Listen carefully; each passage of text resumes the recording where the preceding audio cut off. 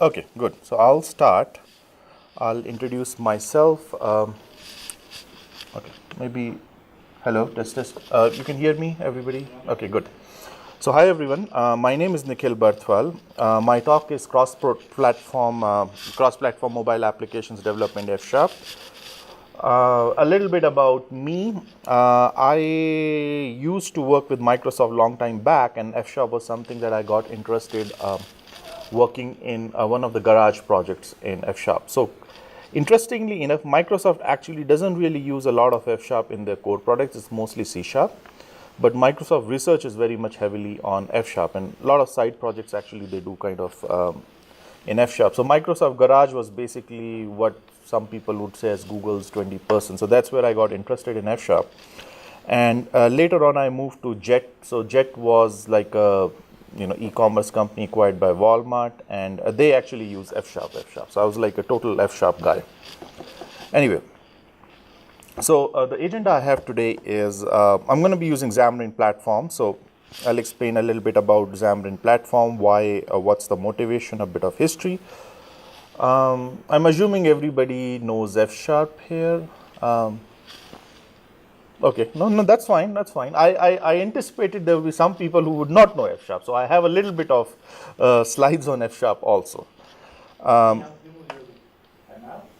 Okay, yeah. So I mean, F Sharp. Some joke around. It's like camel.net kind of stuff. So it's not going to be any different. But I'll just kind of briefly talk about F Sharp now, and then I'll talk about compilation to different platforms. Okay. So let me start with Xamarin. What is Xamarin? I wouldn't exactly use the word framework. It's more like a platform. So what Xamarin is Xamarin allows you, it's kind of a Mono or .NET framework for mobile devices, right? So you could write your app in .NET language and you can compile it, and I'll cover the aspect of how you compile it on Xamarin. Compile it and deploy it on the Xamarin platform. Curiously enough, if you go to Xamarin website, you see advertising and they say, well, you can use C# to compile the app and all those things. But the reality is, I don't know why they just say C#, but you can actually do F#. And C# and F# are the two official languages that Xamarin supports. I don't see a reason why you cannot do it in VB.NET, although I never heard of anyone doing it. But in theory, you should be able to, because it's usually if your code compiles to CLR at that point, it doesn't really make a difference what language you use. So my talk obviously covers about F#, but just to bear in mind, you can actually do whatever you want to do in C# also, or mix of both, either way. So why would you use Xamarin, right? What's so particular about Xamarin? Now, typically, if you were writing an app for iOS and Android and Windows Phone, if anybody still uses them, you would have like 3 different languages, right? With Xamarin, what you have is you have all of these native platform APIs wrapped as .NET libraries, right? So you could have a single code base, and with those single code base, you can actually compile and have this app running on all major platforms.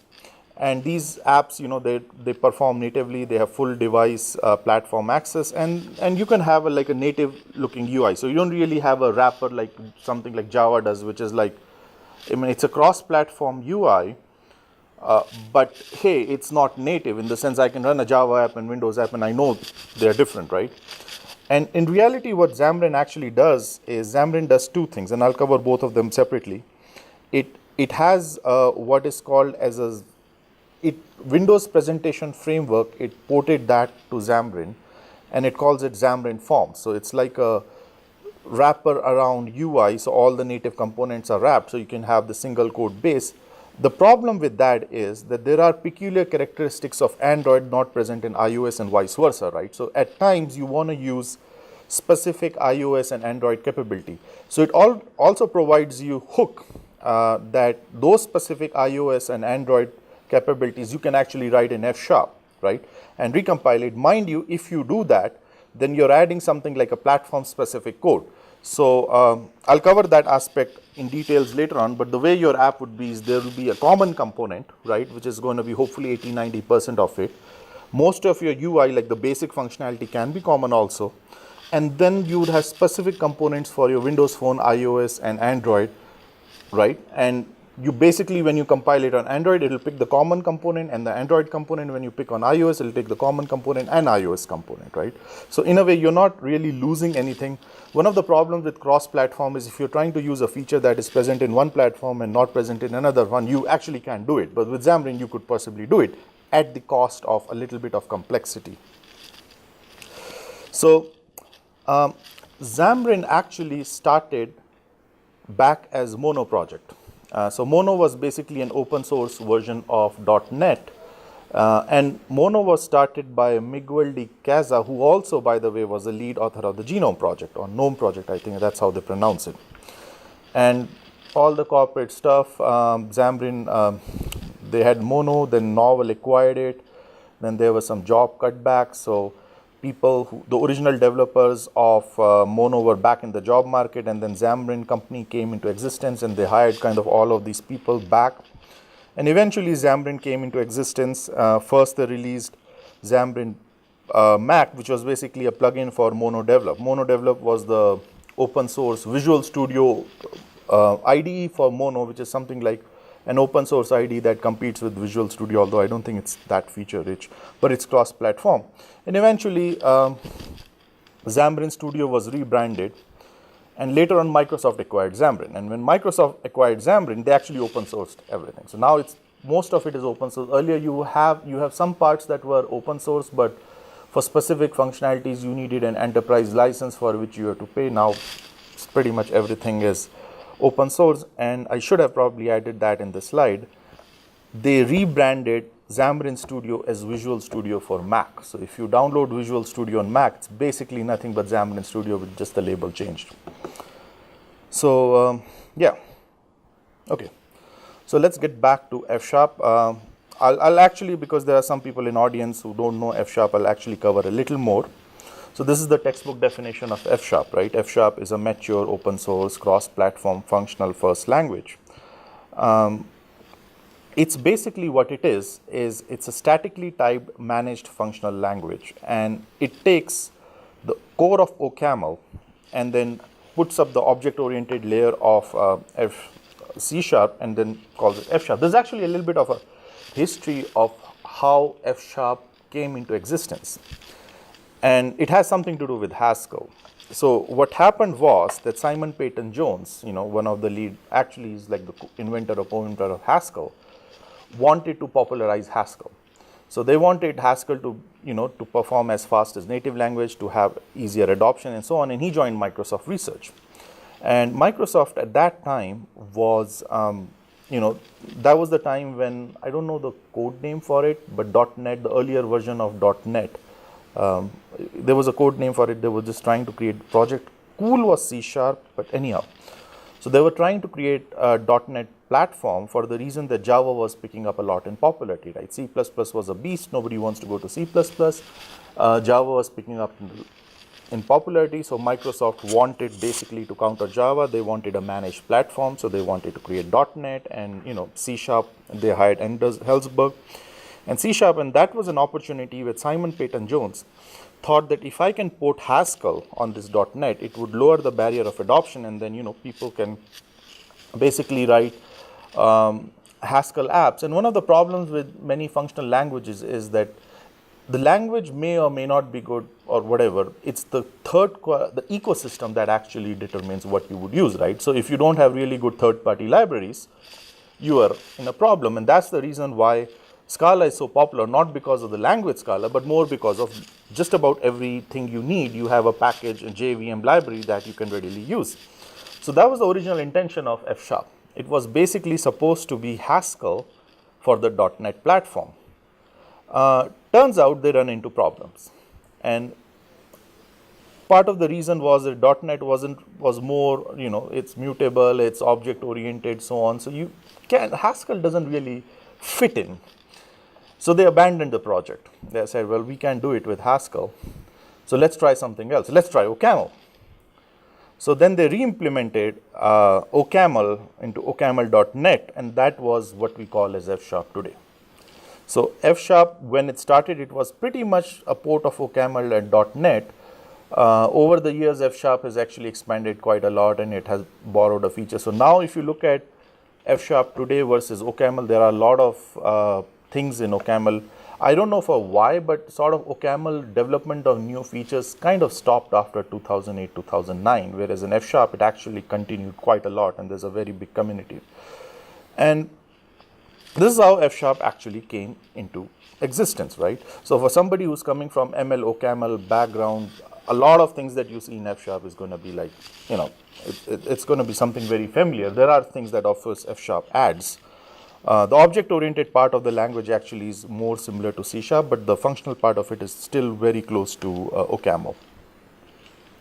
So like any other language, F# supports higher order functions. You can combine functions. You have algebraic data types that they call as discriminated unions. It encourages pure programming, and it has support for pattern matching. Now, the tricky part of it is encourages pure programming. So one of the, I don't know if this is more like an opinion thing, but pure programming to me is a double-edged sword. Like sometimes if I'm writing Haskell code and I have a lot of I/O, I have to wrap it in Monad, it kind of becomes a pain. It's not that easy. So the idea is that, at times where you need to do I/O, you need side effects, that's fine. The code should be written in such a way that put it as much pure as possible, but have a room for impurity as and when you need it. That was the design philosophy. So it encourages pure programming, but it doesn't want to constrain you that badly like Haskell that you just have to write pure code. You can't write impure code. That obviously has a downside. And the downside is that you can abuse that, right? You can potentially write a lot of impure code in F#, which could basically be object-oriented code written in a functional language. And you see that all the time happening with Scala, right? So, and I was very shocked when vast majority of Scala developers that I've met for some reason, maybe I haven't met good developers, I don't know. You basically use Scala for object-oriented. If you look at the code, it's full of vars, all the mutating states. And you know what? Kafka was written in Scala, and I was shocked to find out that it was something as popular and as standard as Kafka was written in a way that was like, I don't know why they wrote Scala. It was like an object-oriented code written in Scala. So you want to give people the room to have the flexibility of having side effects, but at the same time, you don't want people to abuse that. So the way you do it is you design features that allow you to use side effect, but you make it hard for them. So they have to fight with the language to actually use it. So they will fight when they need it, but not fight when they don't need it, right? Scala, when you look at all the languages as a spectrum, right? Object-oriented language on one side and functional language on another side, Haskell obviously is a purely functional language. And if you look at something like C#, it's not really, it's predominantly an object-oriented language, but there are a lot of functional features, right? So I see languages as a spectrum, right? Of maybe Haskell on one end, symbol of purity, and something like, I don't know, Java, although Java 8, Java 9 is somewhat functional. They support Lambda functions on another end. And C# would be like 20% functional, 80% object-oriented. Scala stands in the middle, which is like a 50-50, right? It's 50% object-oriented, 50% functional. F# would go on the side of 25% object-oriented, 75% functional. So it's functional, but it's not a pure functional. And if you look at the definition, it says functional first programming language. And that's actually a very, they use the word functional first, but they did not say functional because they wanted to clearly differentiate. This is not a pure functional language. It encourages functional programming, but is not a pure functional language. We would have some code samples. I obviously can't go into details of F# code. So there are some resources. Expert F# is the one I recommend. It's actually written by Don Syme, the inventor of F#. F# for C#, if you're coming from C# background, if you're new to functional programming, maybe beginners F#. There's another great book that's called F# Deep Dive. Meaning it was released about 3-4 years ago. And good in a way, it's a collection of use cases. Okay. Or study cases, where people from different companies describe what they use F# for and what their successful payload stories are. Who was the author of that book? It's just collection of stories, but Tomasz Petrychek, he was the editor of it. Okay. Yeah, I've seen that book. I haven't read it. But yeah, actually, even Scott Wolchin has this website, right? F Sharp for Fun and Profit. Yeah, that's right. So he actually compiled it as a book also. So that's 2,000 pages long. yeah. I Try mean, to read it. no, actually, at JET they use that as boot camp. Obviously, they would not make you go through 2,000 pages, right? They selectively select the part. But I mean, it's good in the sense that you can select what parts you want to read and what parts you don't want to read. So moving on, Xamarin and F Sharp, right? So why write code for Xamarin and F Sharp, why not in C Sharp?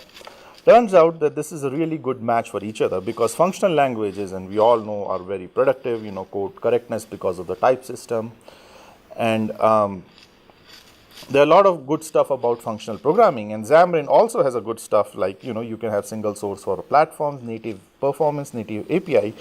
So by combining the two, you kind of have best of both worlds. And I actually added dependency injection here. And one might wonder why specifically I did dependency injection. I mean, obviously, dependency injection in functional languages is very simple because basically you can pass, because function is like a first class citizen, you can just pass the function. Why dependency injection is important is because when you're doing cross platform, right, you want to have a functionality which the way it works is different on Android than iOS. So you can pass that functions for your Android, you can pass it for like Android corresponding function. For iOS, you can pass it. So it allows you to clearly differentiate between what is your core logic of your business logic of your app from the platform specific nuances. That's why dependency injection in this context actually is a very important thing. So this is how Xamarin platform would look like, right?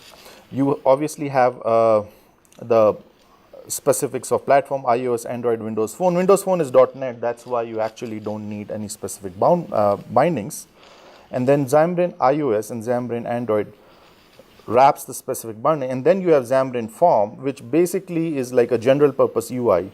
And in real life, you actually would kind of use both. You would use both Xamarin Forms and iOS, right? So this is not exclusive. And on top of it, you have the whole Xamarin API. So for setup, you basically, from the iOS side, you just need Xcode and Xcode command lines in Xamarin iOS. On the Java side, you would use Android SDK Java and Xamarin Android, and you need mono runtime for Mac or Linux. I haven't heard anyone actually using Linux for app development, but I suppose not for iOS, but Android it should be possible. iOS definitely you won't be able to do it because it's a requirement that you have to have a Mac platform. Which is funny because a lot of companies that actually they do the apps, right? They have all the CI/CD and Linux servers in the cloud, but since you can't virtualize a Mac, they would basically have a physical Mac boxes connected to their virtual Jenkins instances just because of the fact that you can't build iOS apps on Linux and Windows, right? Lately, I think Microsoft started providing you with virtual Mac boxes, so that's not that of a problem anymore. I don't know how, if anybody uses it. It's like 6 months ago they started it, but anyhow. So cross-platform project organization, right? How would you have it? You obviously want to have a common component and you want to have like a separate component. How do you differentiate with it? So there are different ways of doing it. So you can have two projects and you can have just a file linked to common files. You can have a cloned project, so which is kind of messy because what you have is you have two separate projects referencing the same set of files, and then you could have something like a shared project, right? So I have an iOS project and I have an Android project, and the reference is a shared project, which is relatively better than the first two approach. But for particularly Xamarin, it provides what is called as a portable class libraries. Portable class libraries, basically you can import it in any project. It's not a separate project, but like a subset of the project. So that way you can basically have one project for with all the platform targets that you have, And you do have preprocessor directives, right? And obviously you can use dependency injection. So you have preprocessors that whether you're compiling for Android or you're compiling for iOS, so you could do if Android, then use this code, else if iOS, use this code. All that features are there. So Xamarin Forms, right? So Xamarin Forms basically uses MVVM model. I'm going to talk about MVVM model a little later. So it has like a MVVM model, and there's a shared code with Xamarin Forms, and then you have the specific what is called as a custom renderer. So custom renderer is basically the iOS specific or the Android specific API that is wrapped. So if you want to use a feature that is only available in that particular platform, you could do that with custom renderer, and then you can have some part of it with Xamarin Forms. Usually you would have both. Usually you would basically, a real life application would look like I'll have my common UI component in Xamarin Form because I want to keep as much code as possible in the shared one, because that's really what my goal is, that I don't want code duplication or functionality duplication, and only the stuff that I cannot keep in shared, I actually would use something like a custom renderer. So the goal is to maximize the shared component of it. Okay. So it uses MVVM model as opposed to MVC model. Part of the reason is because MVC model ties very much, like the view is very much tied to the platform, whereas in here you can't have it. So you basically would have a view model, right, with view that is platform specific, and then you have a data binding and, you know, any notified property change and so on, and obviously the model stays as it is. So what MVVM model does is it facilitates the separation of development of GUI from the logic, and view model becomes kind of a model converter for exposing the data. There's actually a better model for this. I'm going to talk about this, but MVVM model, and this came from Windows presentation framework WPF. Did I miss? Okay. So lately, Elm is actually very popular, and Elm, they actually have a new form, Elm Xamarin Forms. I'll have like a website on this, and I'll go through it later on. But just a quick, it actually uses a variation of the model view update paradigm that actually Elm uses, right? So you don't really have to write a view model class. What you have is basically a model, and update will pass messages to update that model, and view is nothing but essentially a projection of the model, or in Haskell terminology, it would be something like, you know, you have a type class and then you have a show. So you can put a show to that object, and you know how to render it on the screen. So here, a view is basically a mechanism to render the model in an HTML. So there was an inspiration Don Syme had of why he wants to use this model, and basically a lot of people were liking Elm and React and so on. So he basically wanted to bring this kind of programming model to Xamarin and F#. And this actually is a website where you can actually go, and he has all this discussion. GitHub used to be independent from Microsoft. It's no longer is, fairly recent development. Okay, so this is the model view update pattern, right? So you have the model, it renders a view, and then you would pass a message. So you would interact with that view, and that generates the update, it generates the model, right? So I've had this on the right side. I also have like a, I think it's a UML diagram that you can have initial model, and then you render that view, and as the messages pass, you keep like updating the model, and the model will render the view, and this is the model view pattern, right? The standard how model view pattern works. So an F# implementation of model view pattern. So it's a very simple code. You know, you have a message, in this case just one pressed, and then you have a model that basically captures a state, which is the button is pressed bool, and then you will have like a initial state and then update. So each time the message happens, you basically update it with press, and then you have a view that takes a label and says I'm pressed, or press me, you know, a very simple implementation of a model view update, and then you have the runner that ties it down. Okay, so far so good. We have been talking about F# and we have been talking about Xamarin and so on. But what if you want to use Objective-C or Java for your actual app? There is a way to do it. There is a way to tie up your app and use Objective-C or Java. Mind you, if you do that, it's like, Java also has like a native interface. You can actually call native code from a managed Java code, but it has a downside that you're sacrificing portability. So you could do that, but it comes at an extra cost of, I wouldn't say it sacrifices portability, but obviously the more platform specific nuances you add, the more wiring you have to do, because it will put more bindings, and it just makes your code a little bit messy. So you would have to separate, okay, I'm going to use the platform specific code in iOS and Objective-C goes there if there's a platform specific library. Generally, you want to avoid this thing, and Xamarin would pretty much give you everything you need, but for whatever reason there's a facility that you can actually use raw Objective-C. I don't know if they support Swift though. Maybe they do. But their documentation said they actually support Objective-C and Java. So developers can see bindings from Objective-C. They have a tool called Objective-Sharpie, which actually can process these and expose this as C# bindings.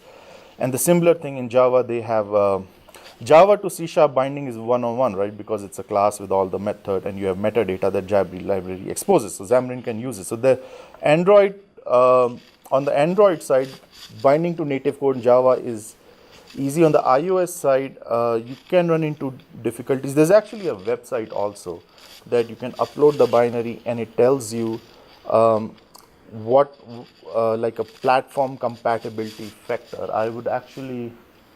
I'll see if I have the link to that website. iOS does present some nuances. I'm going to talk about it. Part of the reason is that it does not follow the JIT model. Okay, so compilation with Android. How does the compilation actually works? So what happens is that when you compile your code, it actually takes that mono platform and it takes a subset of it, the one you're using, and it uses static analysis to determine what are the components. So you don't want the entire mono platform, right? And at runtime, this code is just in time compiled, pretty much like Java would do to the native code. So that's how the Android compilation works. Unfortunately, iOS is not that simple. And the reason why iOS is not that simple is because Apple does not allow JITting. There's no dynamically generated code. So for iOS, you actually have to do ahead of time compilation, right? So it compiles it ahead of time, which has its own advantages. Like you don't really have a shortened startup time and potentially better performance. I don't think performance would really matter that much after the initial startup, but it puts a certain limitation. And the limitation it does is that runtime features like runtime type identification you can't do, because ahead of time compiler needs all that type information to compile during the compilation stage. So if you write code which is very generic, that the compiler cannot infer type from it, that code will not compile on iOS. It's usually not a problem, not in 99% of the cases, but there is 1% chance that you run into that problem. And this is why Objective-Sharpie and all their tools, they kind of determine what your what's your compatibility factor with iOS. But this problem is very specific to iOS. It's not really on the Android side. So unit testing, okay. Unit testing. So this is actually pretty generic about unit testing F# code. It isn't really anything specific. So you have FS unit, right, which is really basically taking a functional paradigm and it wraps over N unit, X unit, and all the standard MS test. MS test is the Microsoft test framework that comes with Visual Studio.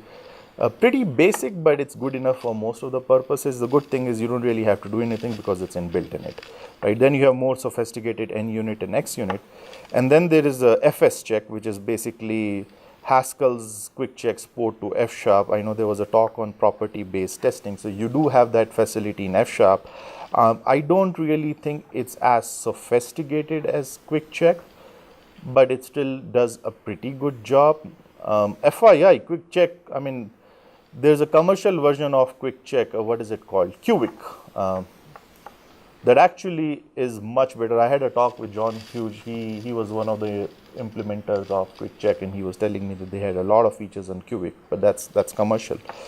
So yeah, so F sharp has a port for quick check. They call it FS check, property based testing, standard stuff. So that's an example. You have a test fixture, you have a test.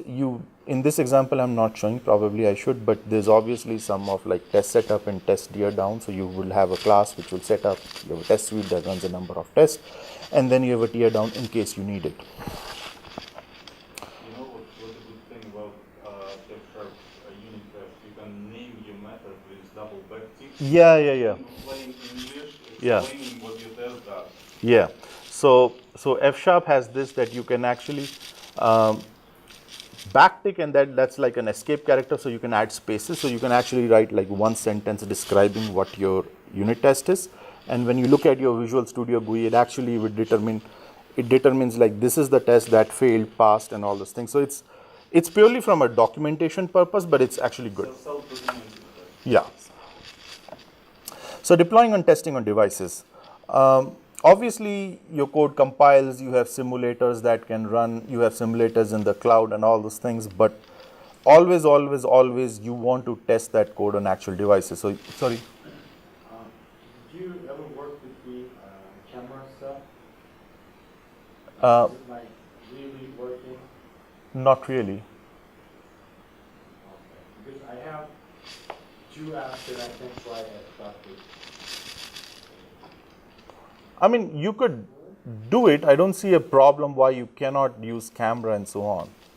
You obviously can't do it on an emulator because you don't have a camera on an emulator, right? And this is where this stuff comes in, that you actually want to test it on an actual device. And I think Apple has a program, right? You can sign up for Apple Developer, and then you can create those test apps that you can download. So one of the things that emulator does is that performance is something that you can't test on the simulator, right? So there you need actual devices. And obviously, like you pointed out, GPS, camera, and all those things, these are present in real devices. For iOS particularly, maybe to some extent, Android also. See, I talked about when you compile, you actually take a subset of the mono framework, and that's determined statically. And static analysis works 99.99% of the time, but not 100% of the time. So you could run into a situation where you might be using, like, you're using some complicated inheritance models. You take all the abstract classes and some of the base classes, but the static analysis did not determine that there was one particular class that you could be using and it wasn't included. So since when you emulate the code on your machine, the linker does not use static analysis. It takes the entire framework. But when you actually put it on device, it actually takes a subset of the framework. So to make sure you have taken everything that you need and you have not forgotten, it's very important for you to test it in actual devices. And this is particularly true for iOS, although for Android also you can run into problems. So pretty much the end. I have a summary. So Xamarin platform, right? I can use like to form cross-platform mobile apps in F# from a single code base. Forms can be used for cross-platform UI. It's very important to test your apps in actual devices. Then compilation scheme is a little different. For Android, you have like just-in-time compile, whereas iOS uses AOS. And then you have bindings for native code. Now, I do have some resources, and I do want to point out this one. So this is the main Xamarin homepage. Okay. So Xamarin documentation. Now, funny that they actually say C# everywhere, but like I said, you actually can use F#. If I had my Mac, I would have actually showed you. Apologies. Very good starting point. F# samples for Xamarin. So it talks about how to create an iOS app, Mac, Xamarin Forms, everything. So you could actually use, there's a book, the Xamarin Forms book was written by Charles Petzold, who actually wrote the book for C#. He's a very famous guy in the Microsoft community, but there's a translation to F#. So you actually have, pretty much you can actually go to the GitHub pages and you can see the F# translation for the code. So that's how you create cross-platform code. So this is all F# stuff. It's actually, there's some C# also, surprisingly. Okay, there's C#. Actually, I don't know why, but this is weird. Check maybe there is a different branch for it. That's how I usually do. Okay, so let's actually see. No, I don't know. No. This is GH pages. I think that's probably. Pages is for website. Yeah, but it actually was a translation of. So this is actually the original stuff. Okay, hold on. Let me go back. Samples have been. Achha, it says number of samples. It probably didn't port all of them. That's what my guess is. So let's actually see.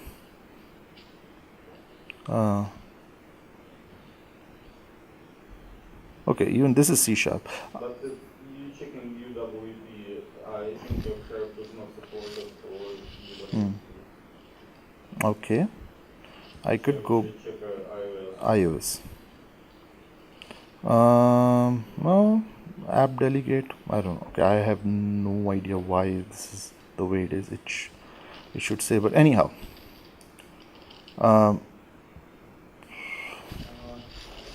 Okay. Anyhow, so we can just look at. So let's actually use scene kit developer.xamarin. So it's going to Xamarin. So it's probably using F# here. Okay. So this is the C# sample. Okay. They say F#, but okay, this is it. That sample shows how to create by using. Okay, so this is it. Yeah, this is what you basically want to look at. And sample uses this one and is using n is written in F#. Composing. I think that's the browse code is what we are going to look at. And this should be, please tell me it's F#. It is F#. Yeah. So you have sample code here. That's basically, this is all F# and it kind of ports that C# code. So you could see all the F# code very similar to ML, right?